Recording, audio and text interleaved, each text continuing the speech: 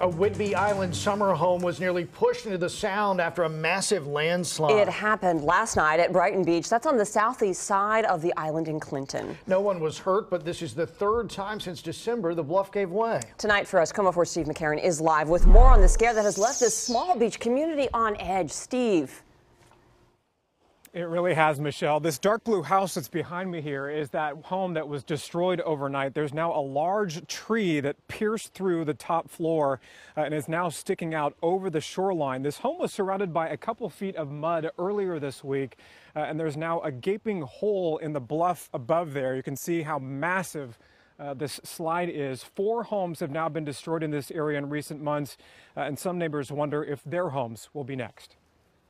I was comfy under the covers, and all of a sudden I heard this noise. When Libby Berry heard a loud thump outside her Whidbey Island home last night, she had no idea it was actually the end result of a slide devouring another home about 2 blocks away. This is what she saw when she walked up to get a closer look this afternoon. Mud, debris, and a massive tree pierced through the top half of the home, pushing it to within feet of the shoreline. It was shocking because I was shocked at what it looked like.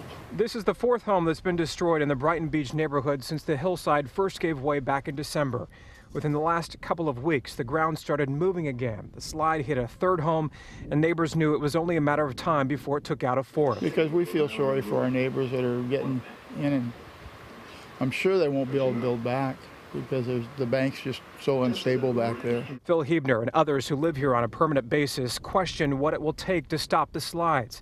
The county did issue notices last week warning homeowners that the bluff is more unstable than usual, but an employee told me off camera this afternoon that no one is being asked to leave. There's a lot of water. Where it's coming from, I have no idea. Hebner says one of the best things he can do is watch out for his neighbors and hope that no one else will experience what these homeowners already have. This whole area, there's hardly any commotion whatsoever. And to think that a house can be really